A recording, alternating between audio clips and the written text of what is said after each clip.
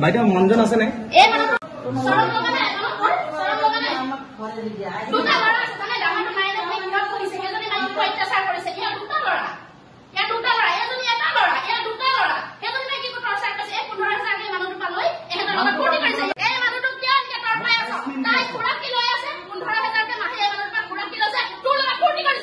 বুঢ়া দুটা বাচ্চা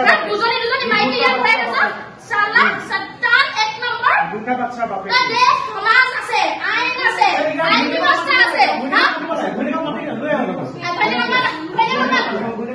আইন ব্যৱস্থা আছে সমাজ আছে তাৰ পিছতো এটা কি কৰি আছ সৰম মানে তই বিয়া হলে জানে কি কৰা না তই এই দিবু আছে না দিবু আছে না তো কি জানা না দিবু আছে না ফটন গাই দিবু আছে না কি আছ দিবু আছে কি আছ ধাম কি কৰিছ ধাম কি কৰিছ গাৰখন এই বাচ্চাটো ধাম কৰি দূৰ দূৰ মাৰি আছে না এই বাচ্চা কি কি শিক্ষা দিছ লাজ লাগ কি শিক্ষা দিছ তোৰ লৰা কাইলে পঢ়ে বিয়া পাতিব না তই বদমাছ না হাৰামি দুখন তিনিখন ঘৰ গোটেই দুনিয়াৰ মানুহ জ্বলাই জ্বলাই মই একদম সৰব কান ফালি দিম তহঁতক সৰব নাইকিয়া মান ইজ্জত তই শেষ কৰি দিছ তই লিগেলি তই এজনী মানুহক ডিভোৰ্চ দে লিগেলি এইটো ডিভোৰ্চ দিয়া নহয় থাক না তহঁতে এই তাৰ পৰা খৰচ কৰি আছে মানুহ ওপৰৰ পৰা কানে খৰচ দিছে ঠিকনা নাই তোৰ লগত ফূৰ্তি কৰি যায় গুৱাহাটীত আছে ইয়াত ফূৰ্তি কৰি হা কেনেকুৱা লাগিছে এতিয়া সৰব লাগিছে নে নাই লগা তোৰ সেইটো ক ভাবিছ সমাজ ব্যৱস্থা নাই সদায় বাচি যাম ভগৱান আছে ভগৱানে দেখি আছে তহঁতক যিকেইটা ল'ৰা বুকুত দুখ দিছ সেই ল'ৰাকেইটা হাও লাগিছে তহঁতৰ তই যিটো ল'ৰা তই কষ্ট দিছ যিটো মানুহ কষ্ট দিছ তোৰ হাও লাগিছে বুজি পাইছ তই হাৰামি চাল্লা নমস্কাৰ আমি এটা ওমেন অৰ্গেনাইজেশ্যনৰ পৰা আহিছোঁ তোমাৰ মানুহজনৰ লগত ডিভোৰ্চ হ'ল প্ৰথম মানুহজনৰ লগত ডিভোৰ্চ হ'ল হোৱা নাই তুমি ইয়াতে কাৰ লগত আছা ৰুমমেট কোন মতা মানুহ নে মাইকী মানুহ এখেতে কৈছে যে তোমালোকৰ ফটো দেখা আছে হাজবেণ্ড ৱাইফৰ নিচিনাকে আছা মালিক হয় নে নহয় মালিকে গম পাব লাগে নে নালাগে তোমালোকে হাজবেণ্ড ৱাইফ হয় নে নহয় গম পাব লাগে নে নালাগে কোৱাচোন তুমি মিছাকে ফাঁকি দি কিয় আছা কোন আছে ওলাই আহিব দিয়া আমি সোমাই গ'লে কিন্তু আমি সোমাই যাব পৰা পাৱাৰ আছে আমাৰ সোমাই যাম কোন আছে ওলাই আহিব দিয়া প্ৰথমে ল'ৰাটো আমাৰ ল'ৰা গৈছে কি মা নিদিবি এইবিলাক উঠাৰা আমি আৰু বিয়াক ঘৈণীয়েক বুলি কৈছে বাচ্চা এটা আছে বাচ্চাটো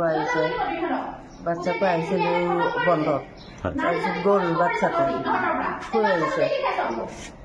হয় আজি আমি লখিমপুৰৰ পৰা আজি পুৱা 4:30 বজাত আহি এতিয়া ইয়াতে এইটো ঠাইটোৰ নাম আছিলে হেৰি ৰ'ব দেই বৰবাৰী মেগজিন পূব শিৱনগৰ পথ বাইলেং নম্বৰ 2 হাউচ নম্বৰ 14 ইয়াতে মানে আমি গম পালো যে ইয়াতে দুগৰাকী পুৰুষ মহিলাই মানে ভাড়াতীয়া হিচাপে আছে কিন্তু ভাড়াতীয়া হিচাপে থকাটোত আমাৰ একো আপত্তি নাই কিন্তু মূল কথাটো হ'ল কি যিজন আছে জিতুমণি বুলি কয় তেওঁ এনকে টিভিত কিবা কৰে কি কাম কৰে নাজানো এনকে টিভিৰ সাংবাদিক যদিও নাজানো তেখেত আছে ক্ষেত্ৰী হয় তেখেত আৰু সাগৰিকা ভূঞা তেওঁ হৈছে লখিমপুৰ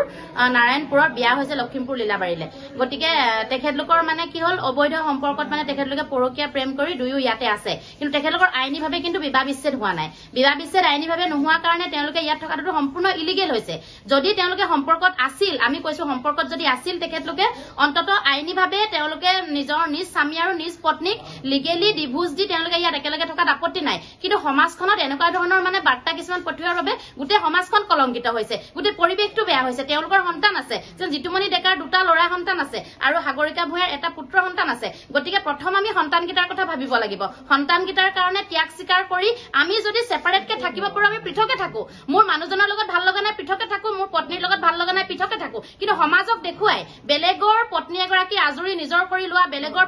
মানে স্বামীক আজৰি আনি নিজৰ কৰি লোৱা এইটো যুক্তিসংগত নহয় আচলতে গতিকে আমি ক'ব বিচাৰিছো জাগৃত নাৰী শক্তি সমিতি ধেমাজি আৰু লখিমপুৰ দুখন জিলাৰ মই সম্পাদিকা মই ক'ব বিচাৰিছো এইটো কথা যে আচলতে এনেকুৱা ধৰণৰ সমাজ ব্যৱস্থাত যদি এনেকুৱা ধৰণৰ নিকৃষ্ট কামবিলাক চলি থাকে তেতিয়াহ'লে সমাজলৈ বাৰ্তাবিলাক বেয়া ধৰণে যায় আৰু আমি এটা কথা ক'ব বিচাৰিছো এখন আইন যে প্ৰণয়ন কৰিলে যে মানে নিজৰ স্বামী থকাৰ পিছতো বা নিজৰ পত্নী থকাৰ পিছতো লিভিঙত কাৰোবাৰ লগত থাকিব পাৰে বা কাৰোবাৰ লগত প্ৰেম কৰিব পাৰে ঠিকে আছে সেইখিনিলৈকে আমি কৈছো যি আইন প্ৰণয়ন কৰিছে বা যি পুলিচ বিষয়াসকলে এইবিলাক গোচৰ থানাত ল'ব নিবিচাৰে পতি পত্নীৰ কাজিয়া আমি থানাত নলওঁ তেখেতলোকে নিজৰ পত্নীক আৰু তেখেতলোকে নিজৰ পতিক মানে স্বামীক পাৰিবনে নাই তেখেতলোকে বেলেগৰ লগত এনেকে দেখিব গতিকে এইবিলাক হৈ আছে একদম মানে যিবিলাক মিডল কাষ্টৰ মধ্যবিত্ত মানুহখিনিয়ে বেছি মানসিক কষ্ট পাই আছে আৰু তাতকৈ বেছি কষ্ট পাইছে সন্তানকেইটাই গতিকে আমি এনেকুৱা যাতে কোনো কাৰণত কোনো মহিলা বা কোনো পুৰুষে কৰিব নোৱাৰে এইবিলাক জ্বলন্ত এইবিলাক চলি আছে আজিকালি বোৱাৰীবিলাক ট্ৰেণ্ডত আছে যে নিজৰ মতাটো থাকোঁতেও বেলেগ এটা মতাৰ লগত পৰকীয়া প্ৰেম কৰিব লাগে ইমানেই নহয় চূড়ান্ত পৰ্যায়ে মানে একেলগে থকালৈকে পতি পত্নী হিচাপে আছো বুলি তেওঁলোকে ভাড়া ঘৰৰ মালিকক মিছা কথা কৈ তেওঁলোকে এইটো ঘৰত তেখেতলোকে মানে ভাড়াত আছে পতি পত্নী হিচাপে গতিকে এনেকুৱা যাতে নহওক আমি আমাৰ জৰিয়তে আপোনালোকৰ জৰিয়তে আমি সমাজলৈ এটা বাৰ্তা পঠাব বিচাৰিছো যাতে এনেকুৱাবিলাক যদি হয় তেতিয়াহ'লে কিন্তু দৃষ্টান্তমূলক শাস্তি দিব লাগিব যদি আইন প্ৰশাসনে নিদিয়ে তেতিয়াহ'লে কিন্তু আমি দিবলৈ বাধ্য হ'ম তেতিয়া আমাক আকৌ জগৰীয়া কৰিলে আইন প্ৰশাসনে আমাক জগৰীয়া কৰিলে মানে একো আমি তাৰ প্ৰত্যুত্তৰ দিবলৈ আমি প্ৰত্যেক মুহূৰ্ততে সাজু হৈ থাকিম